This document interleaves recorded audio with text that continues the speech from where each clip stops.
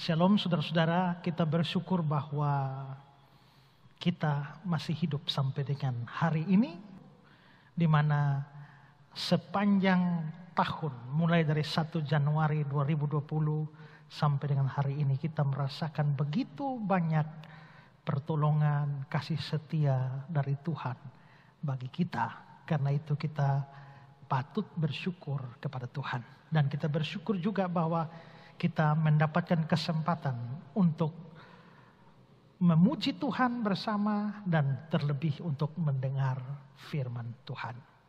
Kita akan mendengar firman Tuhan, mari kita berdoa. Tuhan, terima kasih untuk berkat kasih setia dan kemurahan Tuhan yang sudah nyata di dalam hidup kami sepanjang tahun.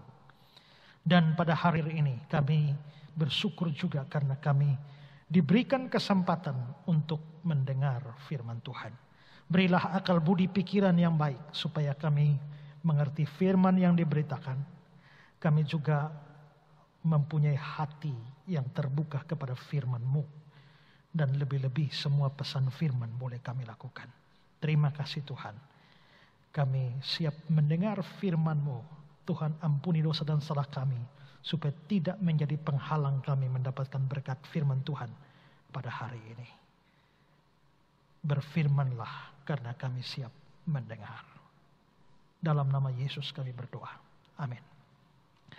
Baik saudara-saudara, kita akan belajar hari ini di bawah tema hidup adalah kesempatan. Dan saya ingin membacakan suatu kisah bagi kita yang tercatat dalam Lukas 16 ayat 19 sampai 31. Begini bunyinya. Ada seorang kaya yang selalu berpakaian jubah ungu dan kain halus. Dan setiap hari dia bersukaria dalam kemewahan. Dan ada seorang pengemis bernama Lazarus, badannya penuh dengan borok, berbaring dekat pintu rumah orang kaya itu. Dan ingin menghilangkan laparnya dengan apa yang jatuh dari meja orang kaya itu. Malahan anjing-anjing datang dan menjilat boroknya. Kemudian matilah orang miskin itu, lalu dibawa oleh malaikat-malaikat ke pangkuan Abraham. Orang kaya itu juga mati lalu dikubur. Dan sementara dia menderita sengsara di alam maut, dia memandang ke atas. Dan dari jauh dilihatnya Abraham dan Lazarus duduk di pangkuannya. Lalu dia berseru, katanya, Bapa Abraham, kasihanilah aku. Suruhlah Lazarus supaya ia mencelupkan ujung jarinya ke dalam air dan menyejukkan lidahku. Sebab aku sangat kesakitan dalam nyala api ini. Tetapi Abraham berkata, anak, ingatlah bahwa engkau telah menerima segala yang baik sewaktu hidupmu, sedangkan Lazarus segala yang buruk. Sekarang dia mendapat hiburan dan engkau sangat menderita. Selain daripada itu, di antara kami dan engkau terbentang jurang yang tak terseberangi, supaya mereka yang mau pergi dari sini kepadamu, atau mereka yang mau datang dari situ kepada kami, tidak dapat menyeberang.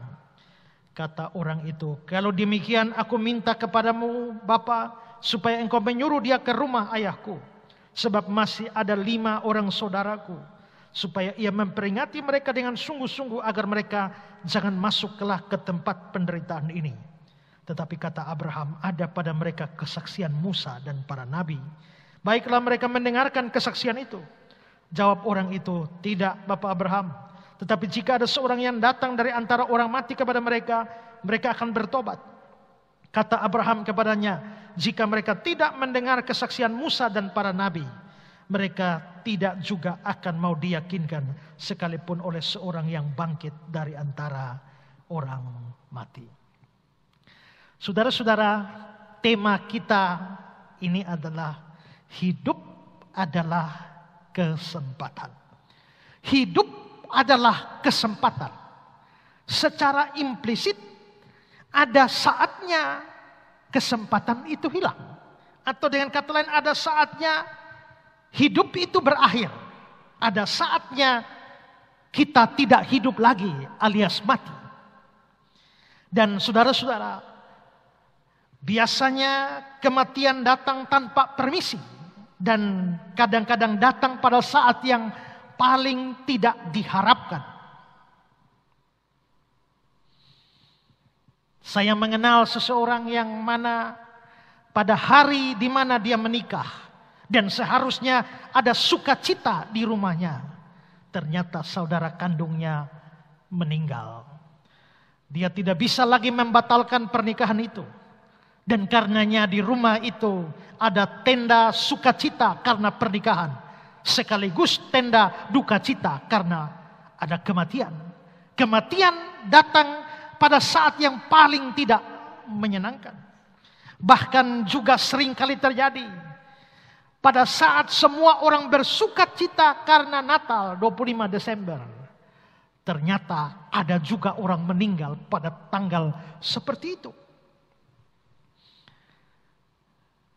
Kematian itu menjadi sesuatu yang sudah pasti dialami oleh manusia, tetapi waktunya juga tidak bisa dipastikan. Dan itu pasti akan menjadi bagian dari setiap orang. Itu jugalah yang terjadi dengan Lazarus dan orang kaya di dalam kisah yang baru kita baca ini. Ayat 22-23 mengatakan begini. Kemudian matilah orang miskin itu. Matilah orang miskin itu. Lalu dibawa oleh malaikat ke pangkuan Abraham. Lalu ayat 23. Orang kaya itu juga mati. Matilah orang miskin itu. Orang kaya itu juga mati. Kita bandingkan ini dengan kisah orang kaya. Pemuda kaya yang bodoh. Lukas 12 ayat 16-20. Ada seorang kaya. Tanahnya berlimpah-limpah hasilnya. Dia bertanya dalam hati. Apakah yang harus aku perbuat? Sebab aku tidak punya tempat di mana aku dapat menyimpan hasil tanahku. Lalu katanya, inilah yang akan aku perbuat. Aku akan merombak lumbung-lumbungku. Dan aku akan mendirikan yang lebih besar. Dan aku akan menyimpan di dalamnya segala gandum dan barang-barangku. Sesudah itu aku akan berkata kepada jiwaku. Jiwaku, ada padamu banyak barang tertimbun untuk bertahun-tahun lamanya. Beristirahatlah, makanlah, minumlah, bersenang-senanglah. Tapi firman Allah kepadanya, hai engkau orang bodoh, pada malam ini juga jiwamu akan diambil daripadamu. Dan apa yang telah kau sediakan, untuk siapakah nanti? Semua itu terlihat bahwa bahkan si kaya itu tidak pernah menduga bahwa malam itu juga jiwanya akan diambil daripadanya. Hal yang sama bisa terjadi pada kita. Ingat, Tuhan sudah menetapkan waktu kematian kita masing-masing. Dan tidak ada satu orang pun bisa melewati ketetapan Tuhan itu. Kalau kita baca di dalam Mazmur 39 ayat 5 dan 6. Ya Tuhan, beritahukanlah kepadaku ajalku dan apa batas umurku. Ada kata-kata batas umurku. Berarti Tuhan sudah menetapkan batas umur kita. Si A batas 40, si B batas 13, si C batas 80, si D batas 2 tahun. Tuhan telah menetapkan batas masing-masing. Ayat 6. Sungguh hanya beberapa terlempap saja kau tentukan umurku. Kau tentukan umurku.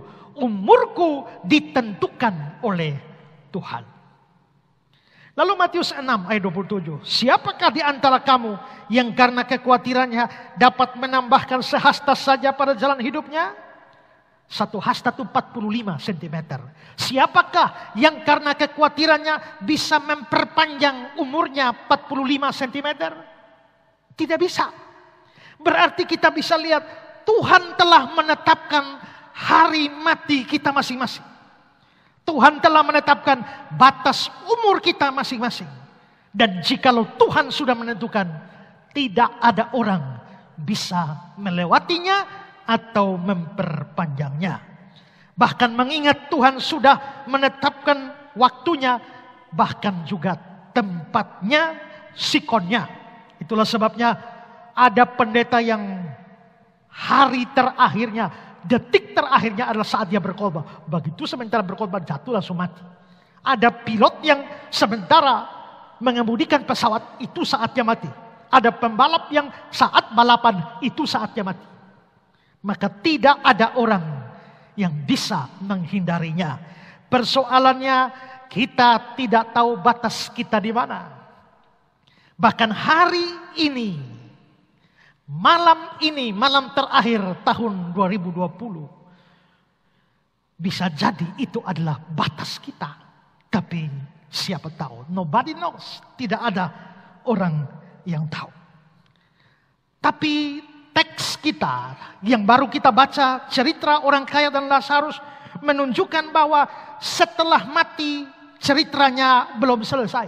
Setelah orang kaya mati, setelah Lazarus mati, ceritanya tidak selesai.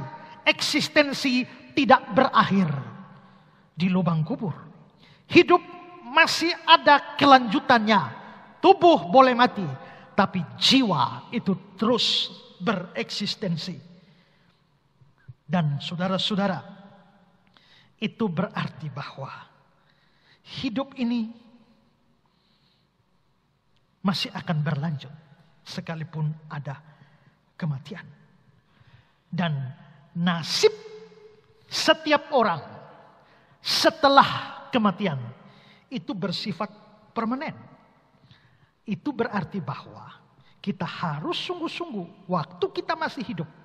Kita harus sungguh-sungguh memperhatikannya dan melihat hidup kita itu sebagai kesempatan. Karena ada banyak hal di dalam kekekalan.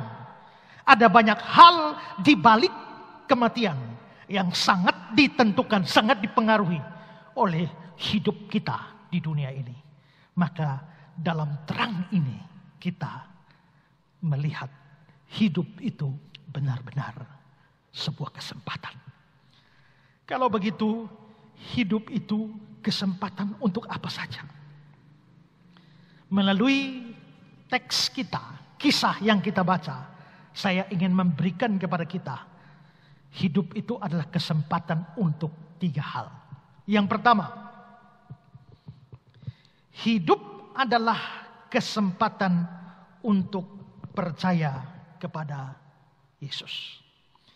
Hidup adalah kesempatan untuk percaya kepada Yesus.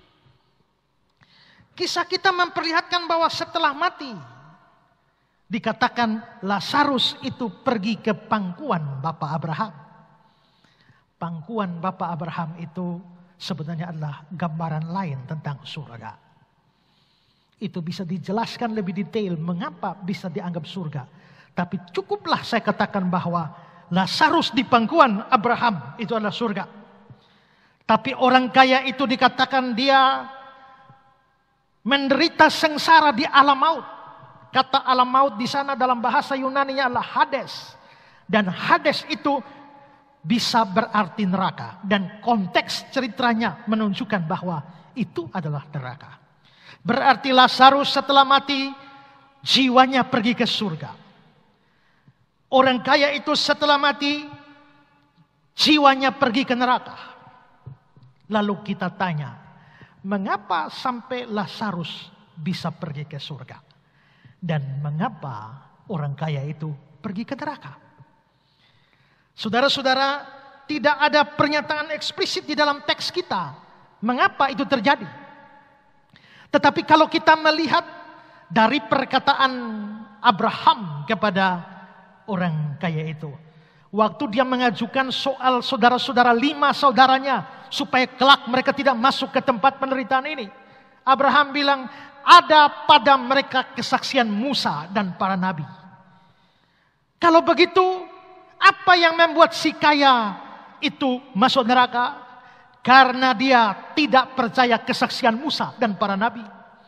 Mengapa Lazarus pergi ke surga? Karena Lazarus percaya kesaksian Musa dan para nabi. Lalu kesaksian Musa dan para nabi itu apa?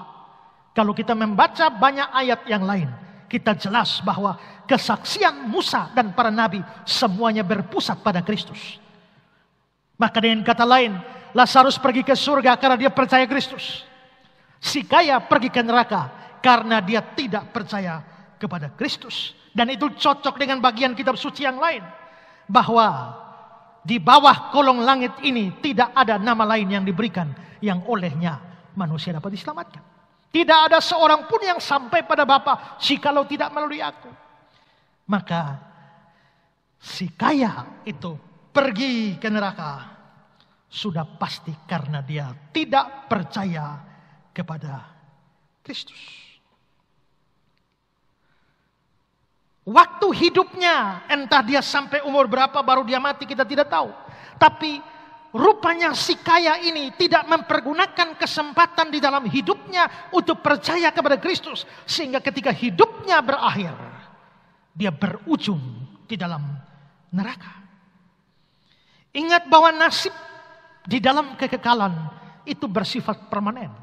Maksud saya dengan permanen adalah jikalau orang pergi ke surga, maka selamanya dia akan ada di surga. Jikalau orang pergi ke neraka, maka selamanya dia akan ada di neraka. Tidak bisa ada perubahan. Di neraka, orang kaya itu minta tolong agar Lazarus memberikan dia minum. Tapi Abraham berikan jawabannya seperti dalam ayat 26. Dalam ayat 26 dikatakan, selain daripada itu, di antara kami dan engkau terbentang jurang yang tak terseberangi, supaya mereka yang mau pergi dari sini kepadamu, atau mereka yang mau datang dari situ kepada kami, tidak dapat menyeberang. Perhatikan saudara, di antara kami dan engkau. Kami itu adalah Abraham dan Lazarus, dan engkau orang kaya.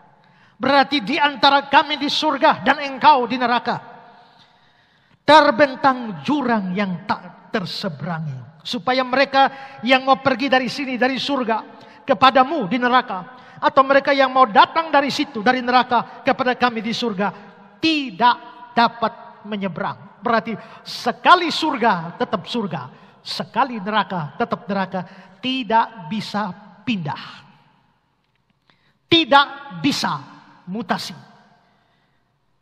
tidak ada change tempatnya. Ada banyak orang tidak menyadari hal ini dan menghabiskan seluruh hidupnya hanya untuk senang-senang, hanya untuk cari uang, hanya untuk kumpulkan harta, hanya hidup seperti orang kaya yang bodoh yang kita sudah singgung tadi. Tapi mereka lupa bahwa nasib di dalam kekekalan itu tidak berubah. Saudara-saudara, hidup itu adalah kesempatan. Jikalau kita tahu bahwa nasib di dalam kekekalan itu tidak berubah, maka sekali kamu masuk neraka, kamu tidak bisa berbuat apa-apa lagi. Sekali kamu mati dan masuk neraka, maka kamu akan tetap selama-lamanya di dalam neraka. Menangis darah pun tidak pernah bisa merubah nasibmu di dalam kekekalan. Kalau begitu saudara, hidup itu sebenarnya kesempatan. Kesempatan untuk apa?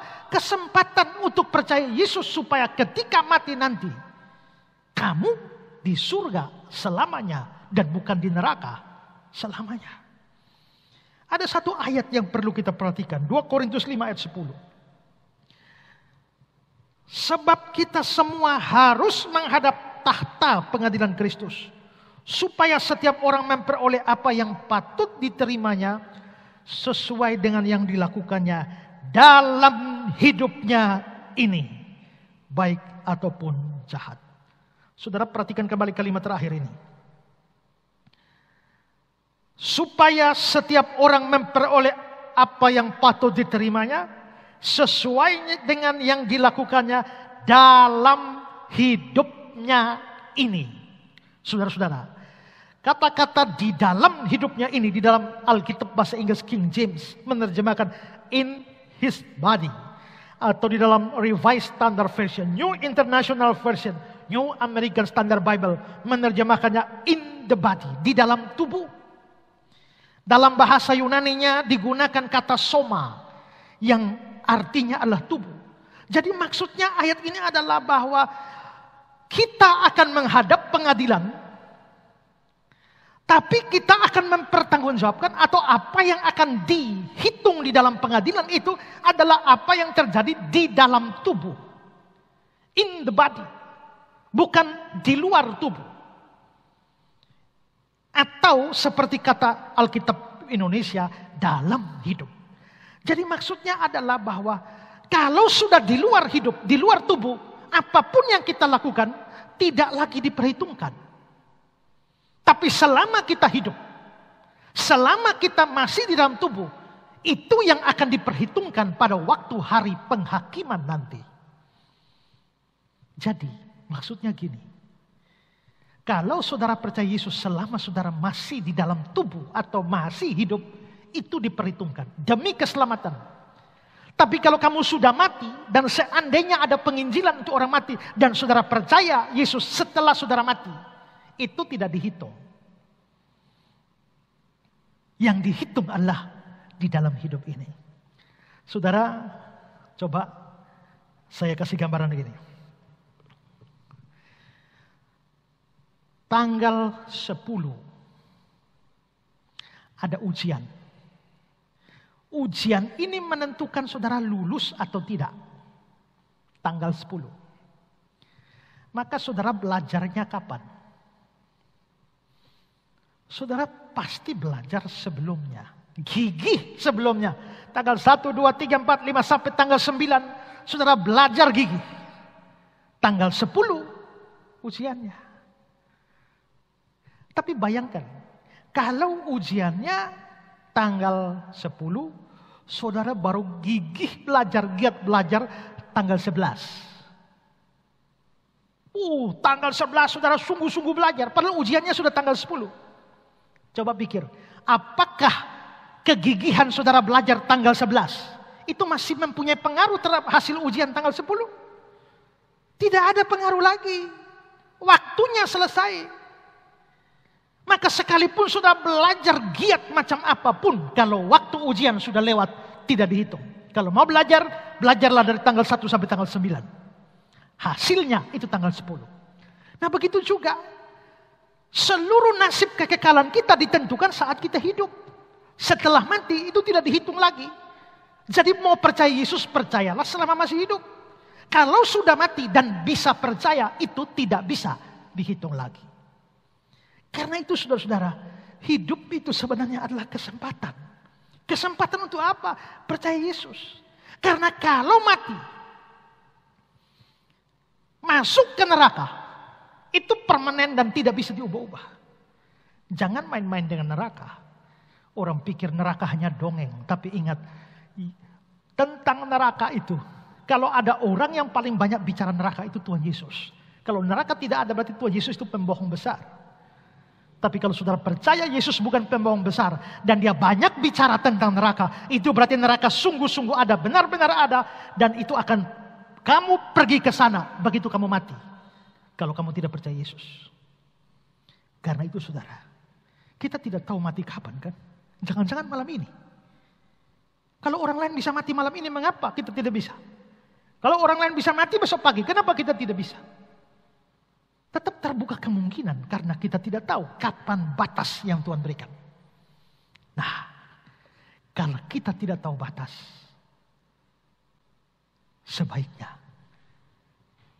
pakai kesempatan hidup ini untuk percaya Yesus.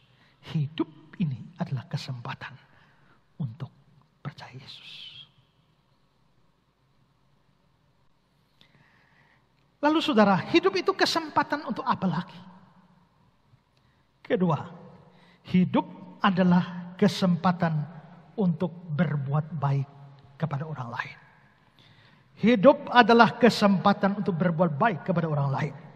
Saudara-saudara, kita baca di dalam kisah kita ini bahwa orang kaya itu kayanya luar biasa. Ayat 19. Ada seorang kaya yang selalu berpakaian jubah ungu dan kain halus.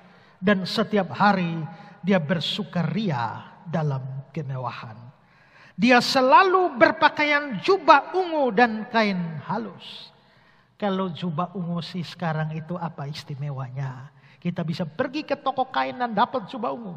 Tapi kain ungu pada masa itu hanya raja-raja, hanya imam-imam, hanya orang yang kaya luar biasa yang bisa punya itu. Dan setiap hari bersukaria dalam kemewahan, dia pesta tiap hari. Saudara pernah lihat tetangga saudara yang tiap tahun pesta? Oh ya, mungkin pesta ulang tahun. Pernah lihat tetangga yang tiap bulan pesta? Mungkin ada karena punya anak 12. Satu lahir Januari, satu lahir Februari, satu lahir Maret. Jadi ulang tahunnya tiap bulan ada. Pernahkah punya tetangga yang bikin pesta tiap minggu? Rasanya tidak ada. Tapi orang kaya di dalam kisah ini setiap hari bersukaria dalam kemewahan. Ini berarti kayanya luar biasa. Kondisi dia itu kontras dengan Lazarus. Ayat 20-21. Dan ada seorang pengemis bernama Lazarus. Badannya penuh dengan borok, berbaring dekat pintu rumah orang kaya itu. Dan ingin menghilangkan laparnya dengan apa yang jatuh dari meja orang kaya itu. Malahan anjing-anjing datang menjilat boroknya. Jelas terlihat Lazarus itu orang yang tidak sehat karena dia berpenyakit borok. Ada beberapa penafsir yang memberikan kemungkinan bahwa Lazarus ini pincang karena dia hanya bisa berbaring. Lebih tepatnya dibaringkan di sana. Dia juga kekurangan, bahkan tidak mempunyai makanan sehingga dia harus mengemis di rumah orang kaya itu.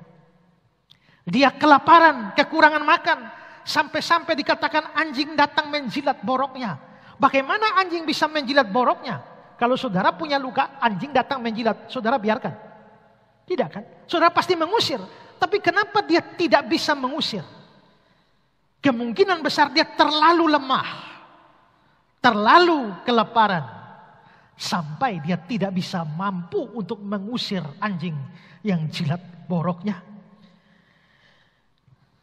Dia makan dari apa yang jatuh dari meja orang kaya itu.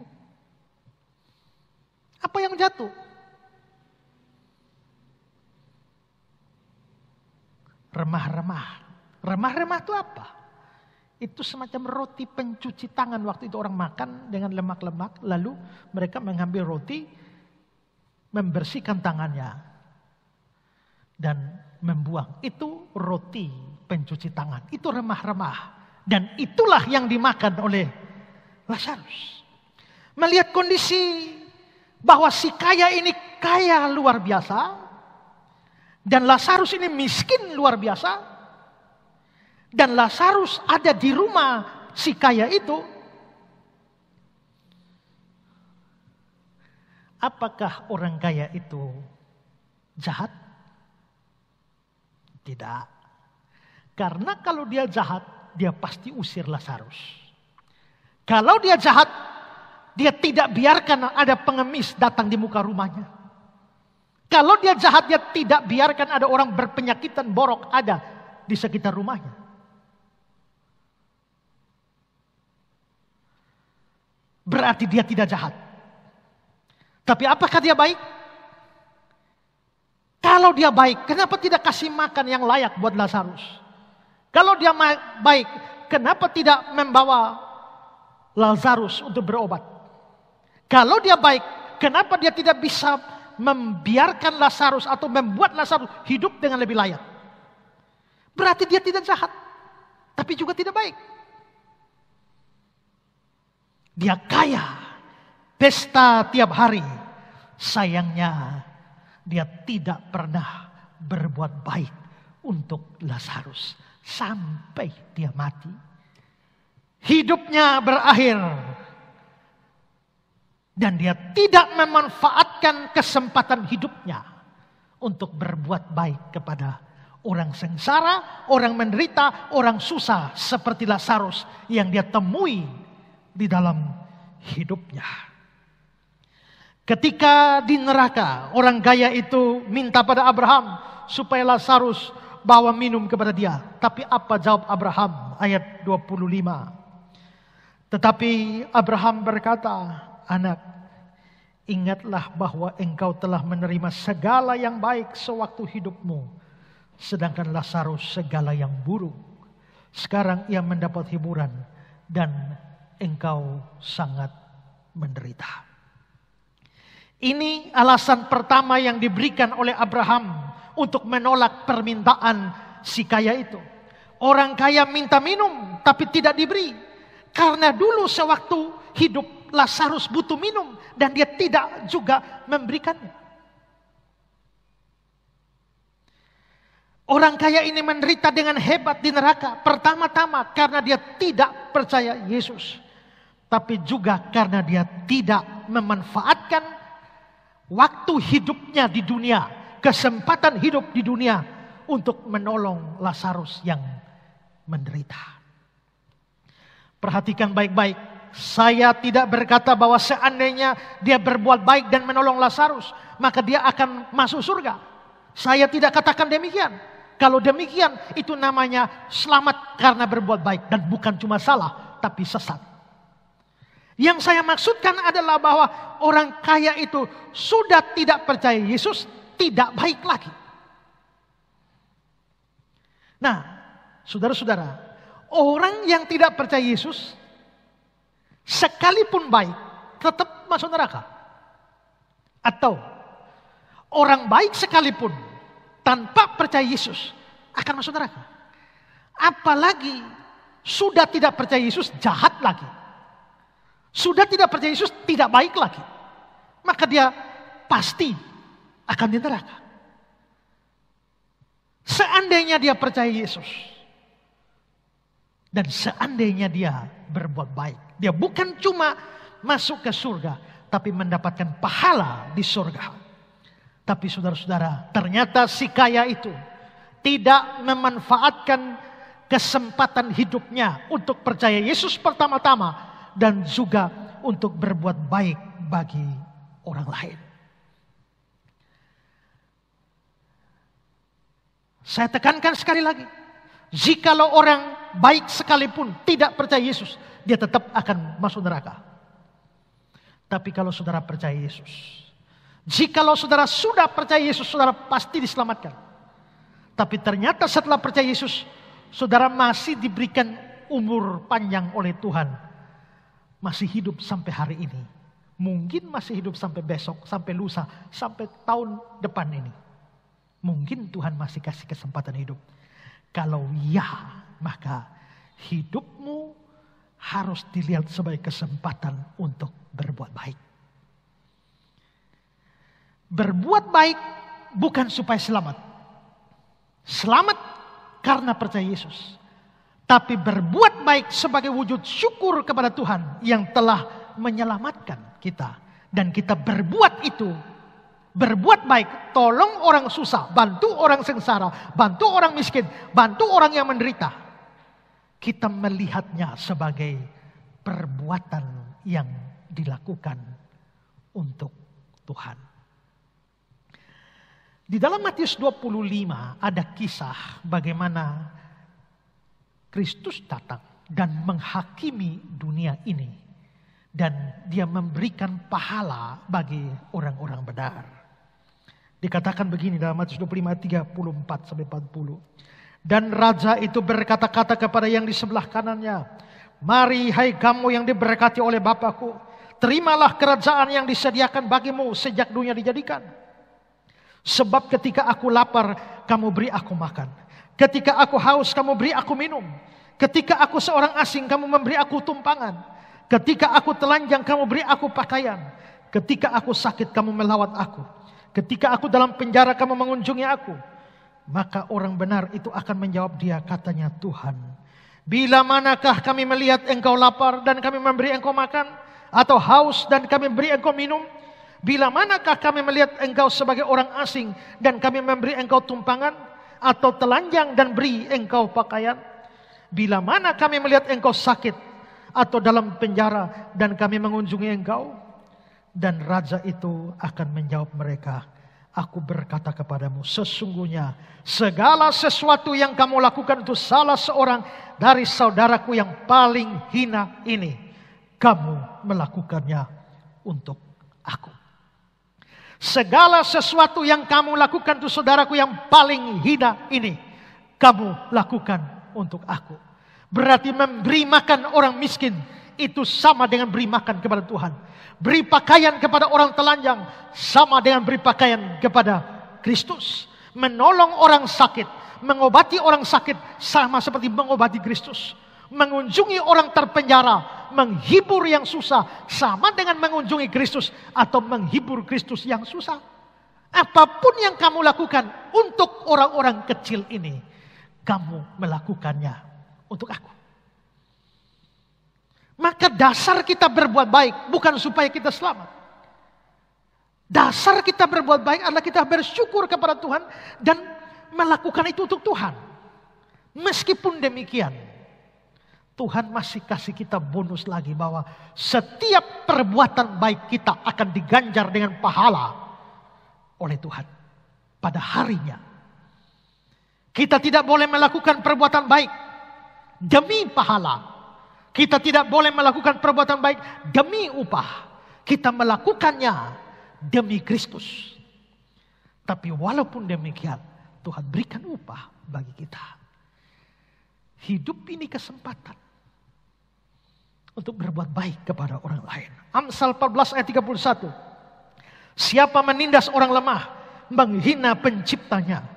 Tapi siapa menaruh belas kasihan kepada orang miskin, memuliakan dia. Siapa menaruh belas kasihan pada orang miskin, memuliakan dia, memuliakan Tuhan. Maka kita bisa memuliakan Tuhan dengan cara berbuat baik kepada orang susah, orang sengsara, atau apapun. Yang penting hidup ini harus diisi dengan segala perbuatan baik. Hidup adalah kesempatan. Tapi kesempatan untuk apa? Kesempatan untuk berbuat baik. Kalau kamu belum percaya Yesus, jangan berbuat baik. Gak ada manfaatnya. Kalau kamu belum percaya Yesus, yang paling pertama yang saudara lakukan adalah terima dia, percaya dia. Setelah percaya dia, rajin berbuat baik. Hidup ini adalah kesempatan untuk berbuat baik. Manfaatkan kesempatan ini. Itu yang kedua. Yang ketiga, hidup adalah kesempatan untuk memberitakan Injil. Saudara, orang kaya itu masuk neraka. Dia begitu menderita sengsara di dalam neraka. Dari dalam neraka dia teringat ada 5 orang saudaranya. Dia lantas punya keinginan agar 5 saudaranya jangan menyusul dia masuk ke neraka. Karena itu dia minta kepada Abraham supaya Lazarus disuruh memberitahu 5 saudaranya. Dasar orang ini, orang kaya di dunia main perintah. Sampai di neraka pun masih suka perintah. Sekarang lihat ayat 27-28. Kata orang itu, kalau demikian aku minta kepadamu Bapa, supaya engkau menyuruh dia ke rumah ayahku. Sebab masih ada 5 orang saudaraku. Supaya ia memperingati mereka dengan sungguh-sungguh. Agar mereka jangan masuk kelak ke dalam tempat penderitaan ini. Sayang sekali, permintaan dia lagi-lagi tidak dikabulkan oleh Abraham. Aneh sekali saudara. Setelah di neraka, barulah dia punya beban penginjilan supaya orang lain jangan masuk neraka.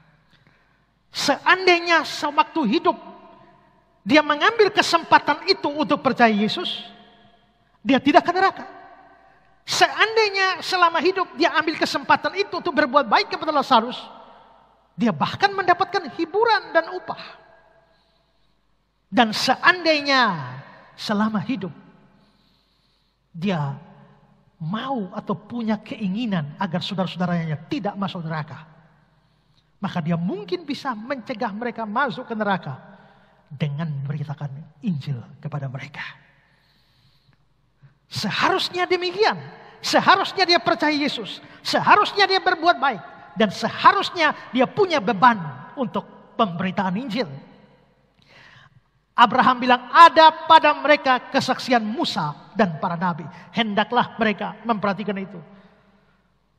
Seandainya 2 kesempatan itu dia raih selama hidup, maka dia bisa mempergunakan kesaksian Musa dan para nabi, yakni pemberitaan tentang Yesus untuk mencegah orang lain masuk neraka. Sayang, semuanya sudah terlambat. Dia kehilangan kesempatan itu baik untuk dirinya sendiri maupun juga untuk saudara-saudaranya. Saudara yang terkasih, jikalau saudara sudah terima Yesus, itu hal yang paling penting. Mengambil kesempatan dalam hidup ini untuk percaya Yesus. Dan belum mati, raih kesempatan itu untuk berbuat baik. Dan kalau masih ada kesempatan, ingat, setiap hari entah berapa ribu orang mati di dunia ini, di kolong langit ini. Dan banyak sekali mereka yang langsung menuju neraka. Itu bisa kakakmu, bisa adikmu, bisa orang tuamu, bisa anak-anakmu, bisa sahabatmu, bisa suami, bisa istri, bisa pacar, bisa kerabat. Semua akan menuju ke neraka karena dosa. Tapi saudara bisa memanfaatkan kesempatan hidup ini untuk beritakan Injil pada mereka. Dengan beritakan Injil pada mereka, jikalau mereka percaya kepada Kristus, maka mereka diselamatkan dan tidak pergi ke neraka. Saudara bisa memanfaatkan hidup saudara ini sebagai kesempatan untuk beritakan kabar baik. Saudara boleh pergi ke alun-alun kota Hong Kong ini, atau di Macau, atau di mana saja. Saudara melihat begitu banyak saudara-saudara, begitu banyak orang-orang yang sebenarnya antri menuju neraka. Saudara bisa memulai dengan cegah itu dengan beritakan Injil. Jikalau Tuhan masih kasih kesempatan saudara hidup di tahun yang baru, rajinlah beritakan Injil. Ada begitu banyak orang yang tidak percaya Yesus yang ada di Victoria Park dan di tempat-tempat yang lain. Saudara bisa pergi dan beritakan Injil. Saya tahu saudara bisa dilatih dan sudah dilatih. Atau saudara-saudara yang belum sempat dilatih, sungguh-sungguh dilatih untuk bisa beritakan Injil kepada orang lain. Hidup ini adalah kesempatan. Hari ini Tuhan masih beri kita kesempatan untuk hidup minimal sampai hari ini. Kita tidak tahu hari besok apakah masih hidup atau tidak. Karena itu jangan buang kesempatan untuk percaya Yesus. Kalau saudara belum percaya. Yang belum percaya, malam ini buka hati saudara terima Yesus. Siapa tahu besok terlambat. Siapa tahu besok adalah batas umurmu. Jangan keraskan hatimu, buka hatimu untuk terima Yesus. Bagi saudara yang sudah percaya, kalau besok saudara masih hidup, entah sampai kapan, rajinlah berbuat baik. Rajinlah berbuat baik untuk orang-orang di sekitar saudara. Dan kebaikan terbesar yang saudara bisa berikan kepada orang lain adalah dengan menyampaikan kabar baik. Injil Yesus Kristus, kesaksian Musa dan para nabi bagi mereka. Ya, hidup ini adalah kesempatan. Jangan melewatkannya. Saudara, di Yunani ada sebuah patung yang aneh. Namanya Kairos. Patung ini aneh karena apa? Karena orang yang di dalam patung itu atau yang dipatungkan itu, rambutnya itu bagian tengah ke depan itu panjang sekali. Tapi bagian belakang, tengah ke belakang itu botak, betul-betul licin. Coba saudara lihat patung ini. Ini adalah patung Kairos. Perhatikan baik-baik. Rambutnya panjang ke depan. Tapi ke belakang itu betul-betul licin, botak. Kairos itu bahasa Yunani, artinya kesempatan. Itu patung kesempatan. Kesempatan itu seperti patung itu. Yang mana bagian depan rambutnya panjang. Maksudnya jikalau kairos atau kesempatan itu datang menghadap kamu, tangkaplah, raihlah, peganglah, ambillah. Karena kalau kesempatan itu sudah lewat dan dia mulai berbalik, baru kau sadar dan mau tangkap, kamu tinggal tangkap yang dapat botaknya saja. Saudara tidak dapat apa-apa. Hidup ini kesempatan. Kalau kesempatan ini lewat, hidup itu kairos. Kalau kairos itu lewat, kamu akan mempunyai nasib yang sama seperti orang kaya. Menderita sengsara di alam maut, di neraka selama-lamanya dan tak bisa berubah. Permanen. Karena itu, mari ambil kesempatan percaya Yesus. Ambil kesempatan berbuat baik. Dan ambil kesempatan beritakan Injil untuk orang-orang yang belum percaya. Ambil kesempatan ini. Hidup adalah kesempatan. Selamat tahun baru. Mari kita sejenak meneduhkan diri di hadapan Tuhan. Dan kita menyanyikan lagu, hidup ini adalah kesempatan. Kita nyanyi lagu ini sungguh-sungguh. Sambil berkomitmen untuk yang belum terima Yesus, terima Yesus. Yang sudah terima Yesus, ambil komitmen untuk berbuat baik dan beritakan Injil. Hidup ini adalah kesempatan. Dan setelah kita menyanyikan lagu ini, hamba Tuhan di tempat ini akan memimpin kita di dalam doa syukur atas firman yang sudah kita dengar. Mari kita sama-sama menyanyikan lagu ini.